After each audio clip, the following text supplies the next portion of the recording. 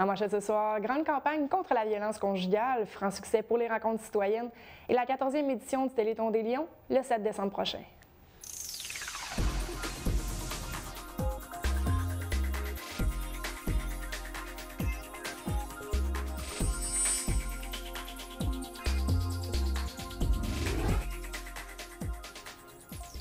Bonsoir, mon nom est Josiane Hardy, bienvenue à cette édition d'InfoMag du jeudi 27 novembre. On débute le bulletin avec une grande campagne nationale, la campagne « Vivre la violence conjugale, la réalité dépasse parfois la fiction ».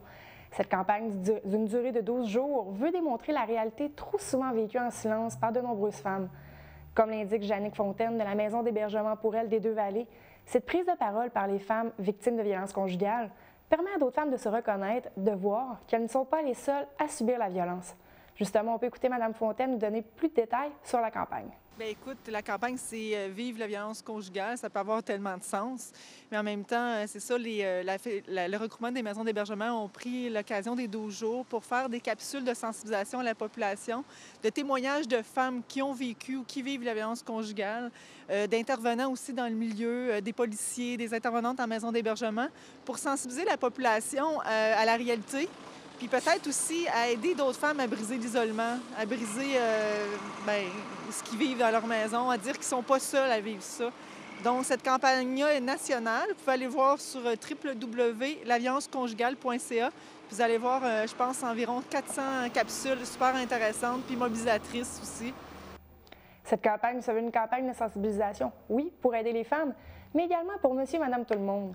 Plusieurs personnes peuvent juger ces femmes violentées sans toutefois connaître leur histoire.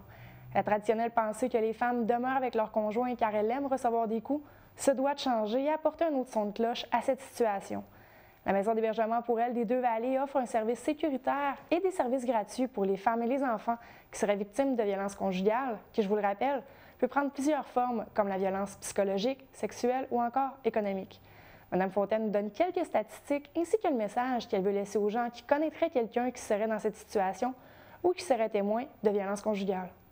La violence conjugale, juste à notre maison, en 2012-2013, on a accueilli plus de 50 femmes, plus de 40 enfants. Au Québec seulement, il y a plus de 19 000 infractions dans un contexte conjugal déclarées au poste de police. Donc ça, c'est sans oublier toutes les autres non déclarées, en sachant que les femmes, la plupart du temps, ne déclarent pas pour plusieurs raisons. Il y a eu 13 femmes en 2012 décédées dans un contexte de violence, de meurtre de femmes au Québec seulement. 23 ou 28 tentatives de meurtre aussi dans un contexte conjugal. C'est énorme, il y en a beaucoup. On sait qu'une femme sur 4 vivra au courant de leur vie de la violence, peu importe la forme de violence. Il y a plusieurs formes de violence, on sait. Puis ces 12 jours-là, ça clare aussi, ces 12 jours-là, c'est un moment pour nous de se mobiliser puis de dire à la société que c'est pas un problème individuel, la violence conjugale, c'est un problème de société.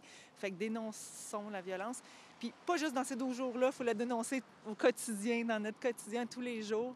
Puis c'est ça, ça va se clore par le 6 décembre, qui est l'événement, la triste événement de la tuerie de la Polytechnique. Mais je pense que c'est d'écouter, d'être présente, puis d'écouter, puis réécouter. Connaître les numéros aussi, connaître les maisons d'hébergement. Il y a 7 maisons sur le territoire de l'Outaouais. C'est important de les connaître. Il y a le numéro de SOS, violence conjugale, que je ne connais pas par cœur, que c'est très malheureux, mais il y a le numéro de la maison, c'est le 819-986-8286. On peut vous référer dans n'importe quelle maison du Québec. Puis on peut vous écouter. Vous avez une question, vous doutez, vous ne savez pas, vous avez besoin de références. 24 heures sur 24, c'est un service confidentiel, gratuit. Puis on offre un milieu sécuritaire aussi aux femmes puis aux enfants victimes de violences. Le conseiller du secteur de Bois-Quiniam, Martin Lajeunesse, tenait ses toutes premières rencontres citoyennes les 25 et 26 novembre dernier. Environ 30 personnes se sont déplacées pour la rencontre en français et 28 pour la rencontre en anglais. Le conseiller qualifie ses premières rencontres de succès et annonce déjà les prochaines rencontres qui se dérouleront au printemps prochain. Un bilan se doit d'être fait cependant à savoir si les prochaines rencontres seront ciblées avec des sujets spécifiques ou non. Selon le conseiller, les gens ont bien apprécié de prendre la parole à tour de rôle sur des sujets divers. Un sujet revenu dans les deux discussions, soit l'appréciation que les gens ont pour les bibliothèques de quartier. En français, les sujets chauds ont été le transport en commun ainsi que le déneigement. Du côté anglophone, la situation des rues pour le secteur ainsi que le déneigement ont été au cœur des discussions. Je vous rappelle que Martin Lajeunesse veut tenir 4 fois par année ce genre de rencontre avec les citoyens de son secteur.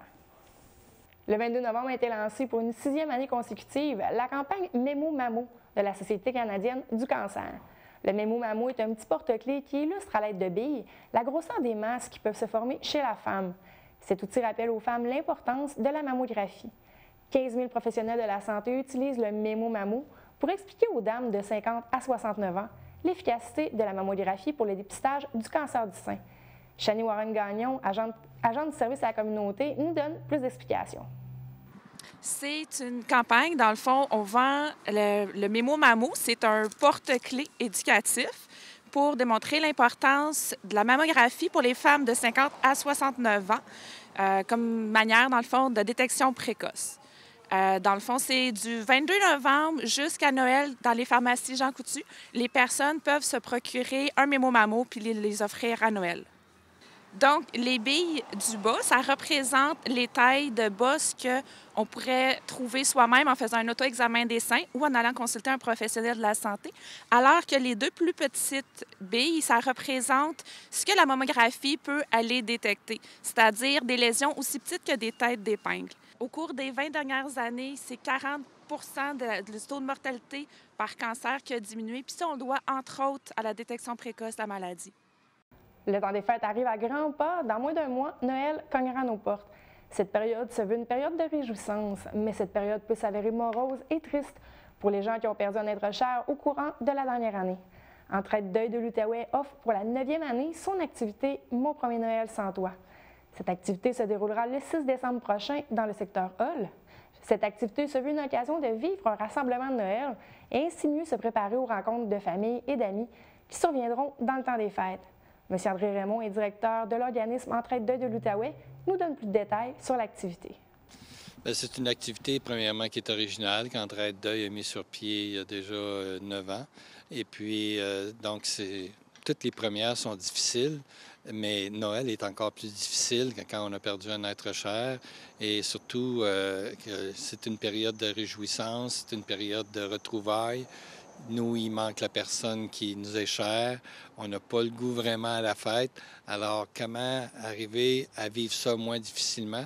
C'est ce que cette activité-là vise, aider les gens à vivre un premier Noël moins difficile. L'activité s'adresse aux personnes de 13 ans et plus. Les gens doivent s'inscrire obligatoirement avant le 30 novembre pour l'activité, car une certaine préparation est requise. Vous pouvez donc vous inscrire via le téléphone au 819-770-4814. Monsieur Raymond tenait à faire une petite précision sur ce qu'est un être cher. À nouveau, on peut l'écouter. Être cher, ça veut dire quelqu'un qu'on estime beaucoup. Donc, ça peut être autant un ami que de la parenté ou, c'est ça, son conjoint, ses enfants, ça peut être n'importe qui. Et nous, c'est juste qu'on se met une limite pour dire, bien, c'est mon premier Noël. On calcule que les gens qui ont perdu un être cher depuis le 15 décembre 2013, le premier Noël, ils ne l'ont pas vu. Fait que là, ça va être vraiment plus le premier Noël. La 14e édition du Téléthon des Lions de Buckingham se déroulera le 7 décembre prochain. Dès 12h30, il y aura de l'animation pour les tout-petits et de nombreuses performances musicales. Je me suis entretenue avec le président de cette 14e édition, M. André Varin, afin d'avoir quelques primeurs sur ce Téléthon. Voici l'entrevue.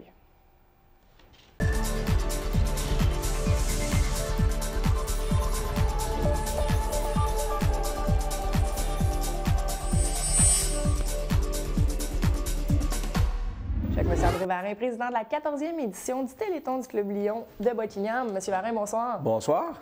Tout d'abord, la 14e édition, moi je veux savoir, le Téléthon sert à quoi depuis tant d'années? C'est pour ramasser des fonds, pourquoi? Oui, voilà, c'est ça. Le Téléthon, en fait, dans l'historique un peu, le Téléthon, originalement, c'était le Blitz des paniers de Noël du Club des Lions de Buckingham.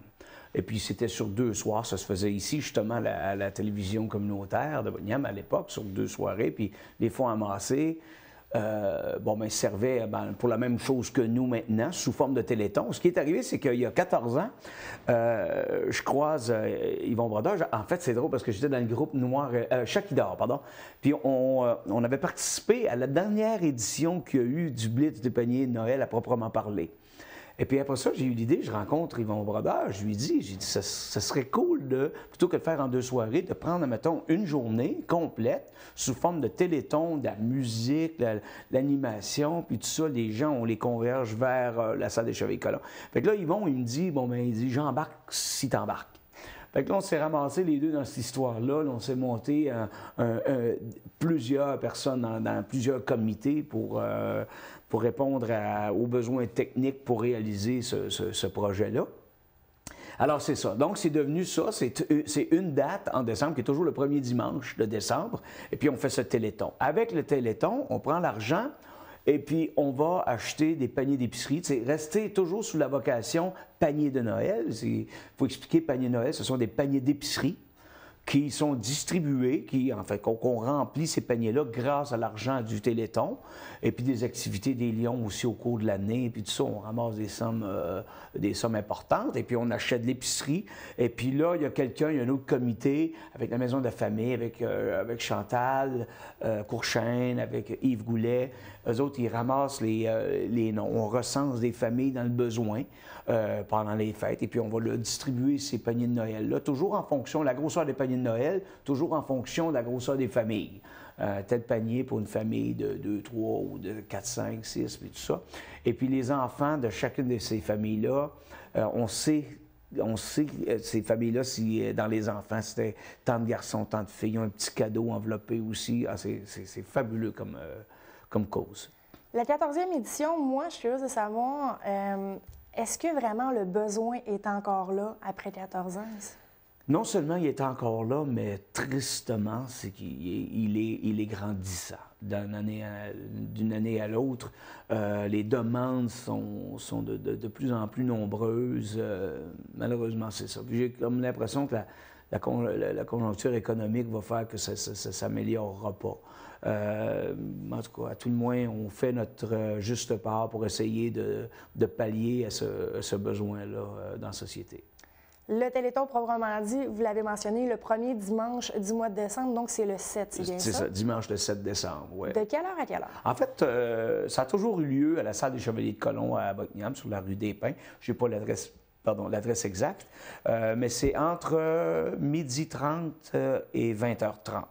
Et puis là-dedans, il y a des groupes. Là, il y a l'animation jeune public pour enfants avec une chorale qui va venir faire des cantiques de Noël. Il va y avoir une chamane qui va venir faire des contes pour les enfants. Puis évidemment, l'incontournable Père Noël qui va être là aussi. Après ça, toutes les activités des enfants se transportent au sous-sol de la salle des Chevaliers. Puis là, il va y avoir des gens de la maison de famille, les jeunes, et on va les maquiller. Il va y avoir des ballons, des guirlandes de Père Noël, des photos aussi avec le Père Noël. Donc, puis en haut, pendant ce temps-là, il va y avoir de la musique presque non-stop, là. Je vais rester justement, si vous me permettez, un peu avec les enfants. Ouais. Le tout est ouvert au public. Les gens, exemple, si les gens nous écoutent, disent tu sais, j'aurais peut-être un petit 5 $ à donner, j'ai des enfants, ils peuvent venir voir. Tout à fait, tout à fait. Mais justement, la raison pour laquelle ce Téléthon-là, parce que le Téléthon pourrait être fait dans une salle fermée, mettons, comme ici, un studio de télé, puis le Téléthon aurait lieu pareil. Le but de l'amener justement à la salle des Chevaliers de Colomb, c'est pour le rendre ouvert au public et accessible. Il y a du stationnement en masse, il y a de l'espace dans l'infrastructure pour pouvoir présenter, justement, même séparer l'animation au jeune public, l'animation au grand public. Puis ça, il y a même le bar qui est là, les gens veulent se désaltérer. Il y a le bar des Chevaliers de Colomb. Puis, ouais. Et là, en tant que président, vous avez sûrement des petites primeurs pour nous, des groupes qui vont être là lors de la journée du Téléthon. Bien, écoutez, moi-même, mon rôle dans les 14 années ou les 13 années précédentes, parce que cette année, c'est la 14e, mon rôle a changé quelque peu ou a évolué. J'ai commencé, à l'époque, j'étais strictement dans la programmation artistique. Et puis, depuis 3 ans, j'ai travaillé à la réalisation aussi. Puis là, cette année, pour une première fois, Yvon Brodeur m'a transféré, si vous voulez, ou transmis le drapeau de présidence. Et puis, mais par contre, j'aime m'impliquer quand même dans tous les comités quand les gens ont besoin d'un coup de main. Puis toi aussi, d'ailleurs, tu as une implication très importante. Et puis, on s'occupe des blocs de 10 minutes avec les entrevues, les gens qui viennent pour les dons. Il y a beaucoup, beaucoup de travail, t'en sais quelque chose. Puis, je reste aussi avec l'aide de Louise Rousseau, cette année, qui est venue me donner un coup de main pour la programmation artistique. Je reste quand même très impliqué. Alors, on a trouvé des groupes, comme je disais, une chorale mélangée, mixte, enfants et adultes chorales. J'ai parlé de chaman qui va faire des contes, le Père Noël, évidemment. Puis là, il y a François Dubé, cette année, qui s'implique avec nous, qui va accompagner justement la chorale au piano, qui va présenter sa musique à lui aussi, qui a un spectacle qui s'appelle, un segment musical qui s'appelle Quand la radio, qui fait avec Brigitte Lapointe.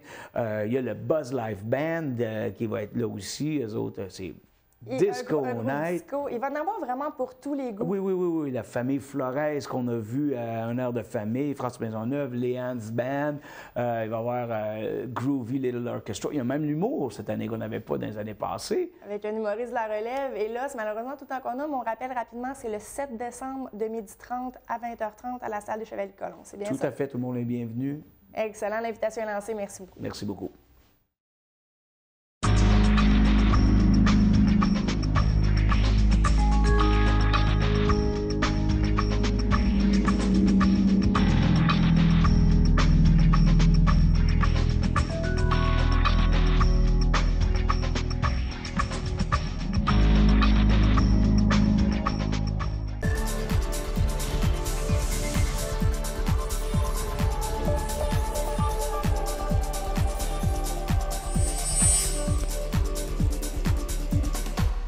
Ça va être dans l'heure des sports avec François. François, bonsoir. Bonsoir, Josiane. Tout d'abord, on commence ça en hockey avec les Mustangs. Oui, effectivement. Fin de semaine, 2 victoires la fin de semaine dernière.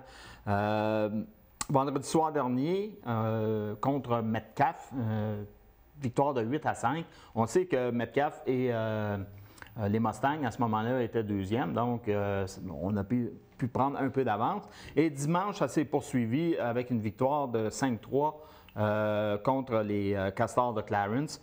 Alors, ça permet maintenant aux Mustangs là, de se rapprocher un peu de la première place. Toutefois, le classement est toujours extrêmement serré. Et j'annonce immédiatement là, la partie de vendredi contre Ottawa, les Canadiens. Eux sont à 1 point derrière les Mustangs. Donc, on voit là, que d'une semaine à l'autre, les gens, là, ça bouge, là, les équipes, ça bouge au niveau du classement. Donc, à compter de 20 heures. Un nouveau venu du côté des Mustangs, certains le connaissent, Jonathan Lacroix-Courville. Lui s'alignait avec les Intrépides Midget 3A il y a quelques années. Il a été repêché en 2012 par les Moussets d'Halifax. Il a été un des derniers joueurs retranchés en 2013. Il s'alignait avec Valleyfield. Insatisfait un peu de son temps de glace, il a décidé de revenir dans la région et il va s'aligner avec les Mustangs. Alors, peut-être un joueur à surveiller qui va... c'est un ailier droit, donc il va apporter une certaine profondeur là, à l'attaque, qui est quand même excellente. Si on regarde maintenant, on a 5 joueurs qui sont parmi les 10 premiers. Ça fait longtemps qu'on a vu ça du côté des Mustangs. Il y a Vincent Proulx qui est le premier marqueur, qui a creusé l'avance. Il y a maintenant 15 points d'avance sur le joueur en deuxième position. Il y a Gabriel Tourangeau qui va très bien, il est 4e avec 12 buts et 20 passes. Il y a Michael Gervais, 5e, les deux suivent, 17 buts, 14 passes. Et le défenseur et capitaine Simon Danfous, 5 buts, 23 passes. Lui, il domine là, du côté des défenseurs. Alors, et les jeunes aussi qui s'en viennent, là, on a 7 ou 8 joueurs qui ont plus que 10 points là, depuis le début de la saison. Et ça, au niveau des équipes, là, c'est satisfaisant et c'est même rare qu'on voit ça. Je suis certaine que c'est l'esprit des fêtes qui fait faire ça. Ah, sûrement. On s'en va avec le PWW. Oui, on sait que le mois de novembre, c'est le mois des tournois. On avait parlé un peu plus tôt là, du Bantam 3A qui avait très bien figuré à Sherbrooke. Bien, c'est du côté des PWB, les voisins de Papineau, qui ont participé au 46e tournoi là, de Gatineau en fin de semaine dernière. Et ils se sont rendus en finale et malheureusement, ils ont subi la défaite par un pointage de 3-2 contre, attention, là, mesdames et messieurs, les Noble King Knights du Township de King. Ça, c'est dans le bout de Toronto. Alors, simplement de dire le nom, je pense que la moitié de la première période est finie. Ça a quand même été un très beau parcours pour l'équipe. Enlevé de rideau, une belle victoire de 2-0 contre les Mariniers d'Aylmer. Un blanchissage après ça contre les Ouragans du versant ouest. Une victoire contre les Cougars de Saint-Léonard, Montréal-Nord par un pointage de 6-3. Et en demi-finale, ben là, ça a été peut-être le match le plus dur contre les Draveurs de Mont-Laurier, une victoire de 4-0. On parle de dur parce que ça a été quand même assez robuste. Malgré la défaite en finale, il faut souligner que l'équipe s'est vue remettre le prix de l'équipe la plus disciplinée du tournoi. Et ça, ce n'est pas simplement au niveau des pénalités sur glace, c'est la façon dont les jeunes se comportent. Donc, c'est à tout leur honneur. Il faut aussi mentionner que les deux gardiens de l'équipe ont remporté le trophée des meilleurs gardiens du tournoi. Il s'agit d'Alexis Baudouin et Jacob Ruet. Et rapidement, je pense qu'on n'en parle pas assez. Il faut féliciter le travail des entraîneurs, Steve Lauzon, Chris Richardson, Éric Cardinal, Hugo Villeneuve et le gérant Luc Clément. Et bonne chance là, pour le restant de la saison. Peut-être une équipe là, qui va se rendre assez loin au niveau provincial. On leur souhaite. Et là, oui. Les Vikings. Oui, du côté de l'autoroute 50, les Vikings de Papineauville jouent dans la Ligue junior C de la capitale nationale. Et ça va très bien. Ce côté-là, on sait qu'au début de l'année, là, on a un petit peu de difficulté. Le classement est aussi serré que du côté de la Ligue junior B. Papineauville est présentement 3e avec 24 points, mais le premier, ce sont en brun et ils ont 26 points. Alors, les 4 premiers, là, c'est un peloton serré. En brun avec 26 points, Vankleekil 25, les Vikings avec 24, puis Saint-Isidore qui les talonne à 23. Alors, on rappelle qu'ils sont menés quand même par un excellent trio, Mathieu Larose, Francis Richard et Jérémy Roy. Alors, on leur souhaite bonne chance la première position. Excellent. Et là, même sur le mois de novembre, tu nous parles de golf. Oui, effectivement. On sait que cet été, à la fin de l'été, Stéphane Richer avait annoncé qu'il mettait le club de Montpellier en vente pour un montant là, environ de 2 500 000. Malheureusement, là, il a annoncé que le club fermait les portes jusqu'à temps qu'il trouve un nouvel acquéreur. Donc, le club ne sera pas ouvert l'an prochain. Il ne sera pas ouvert tant qu'il n'y aura pas un nouvel acheteur. Un nouvel acheteur. Alors, uniquement l'entretien va être effectué l'an prochain. Donc, on leur souhaite quand même là, une réouverture parce que c'était quand même le 50e anniversaire du club. Alors, c'est une perte là, pour la région au niveau du golf. Et là, on s'en va du côté du soccer. Bonne nouvelle, l'association de Buckingham. Oui, c'est une nouvelle orientation. On sait qu'il y a un nouveau conseil d'administration. Alors, sous la présidence de Thomas Lotz, l'association veut réorganiser un peu son offre de service et sa vision aussi de ce que devrait être une association de soccer. On veut surtout offrir un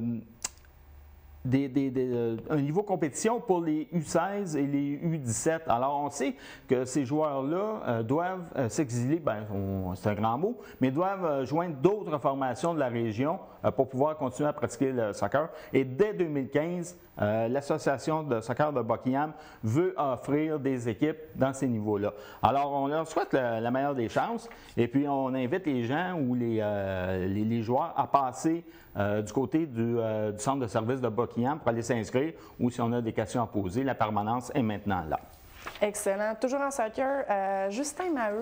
Oui, lui, il a été nommé le joueur de soccer universitaire par excellence. Alors, c'est un jeune de la région. Il évolue présentement avec l'Université du Cap-Breton. Alors, c'est bien pour dire, hein, peu importe où on évolue, là, tout le monde a des yeux partout maintenant. Il avait déjà gagné le titre canadien pour la section Atlantique, mais là, il a gagné là, au niveau du Canada. Écoutez, c'est 15 buts en 11 parties, donc c'est une très belle prestation. Le Fury d'Ottawa est intéressé à ses services. Il fait partie de l'équipe nationale. Il a fait partie, de l'équipe nationale des moins de 17 ans et il a joué pro en Allemagne avant de revenir au Canada en 2012 pour justement compléter là, ses études universitaires. Alors, on lui souhaite bonne chance et félicitations. Bel honneur. Et toujours en soccer, Maxime Tissot de l'Impact. Oui, on sait que c'est un joueur originaire de l'Aylmer. Il a grandi ici au soccer avec l'association régionale. La bonne nouvelle, c'est qu'il est maintenant sous contrat avec l'Impact pour la prochaine saison. Cette année, Maxime a participé quand même à 20 rencontres du club et il a produit 2 buts. Il a obtenu quand même 10 lancés au filet.